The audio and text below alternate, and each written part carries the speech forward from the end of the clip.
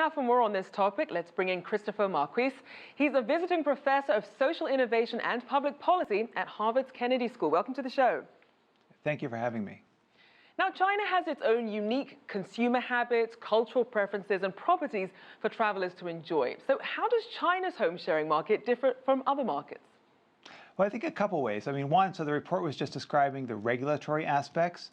So, in the U.S., home sharing firms like Airbnb have run into problems with local governments about regulations, and actually some cities have abolished and said you can't actually have local home sharing. And I think in China, as it was saying, that actually there's not been firm government regulations, and I think that this is a big issue with a company like Airbnb maybe coming into China. How are they going to actually adapt to not only the national but also the local regulations? Now, a lot of countries, not just China, are really still trying to navigate a lot of the laws surrounding the sharing economy. So how would you say the regulatory situation in China stacks up against other countries who are also dealing with this? Well, I think a big issue is that, China's central government is very powerful, and so a lot of top-down regulations are important. And the government has not really actually ruled on this yet, so it's very much a gray zone. In some ways, this can create an opportunity for companies. They can actually, operate in this gray zone. But for a large company like Airbnb, it creates a lot of risks, because if they enter and they actually go against what the government actually ends up deciding, then they'll be in big trouble. Now, that's certainly one challenge. So in terms of additional challenges for Airbnb's growth in China, what do you think could really hinder it? Well, I think another big issue is actually trust issues. So if you look at sort of interpersonal trust across societies, actually China has a much lower threshold. They actually have to trust people a lot more before they actually get into business, et cetera. So, things like, opening your home to a stranger, if you're someone on a website, you're thinking, do these pictures actually represent reality?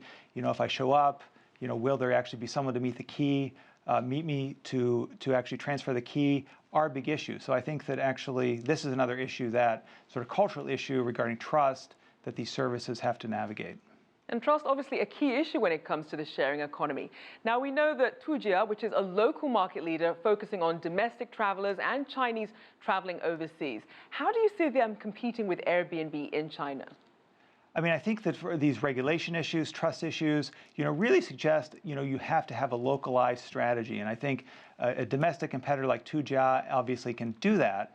And they've actually introduced, from what I understand, a bunch of very specific processes in their website to address this. So, they actually have much more of a turnkey property management system than than Airbnb has.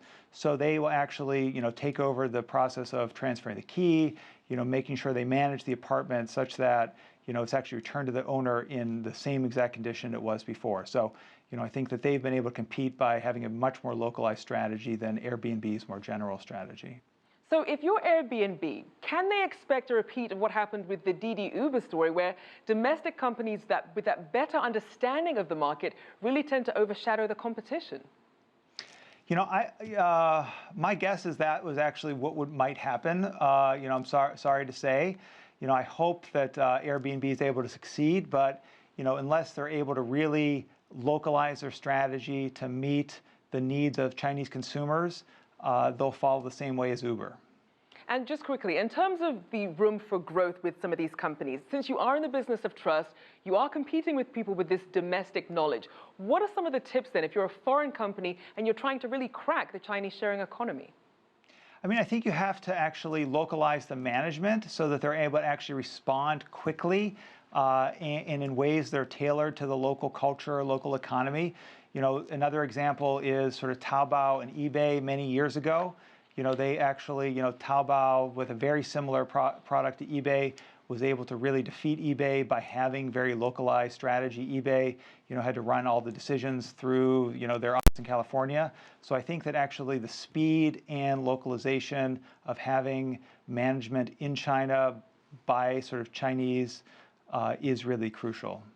Eyes on the ground definitely seems to be the way to go. Thank you so much to Christopher Marquis, visiting professor of social innovation and public policy at Harvard's Kennedy School.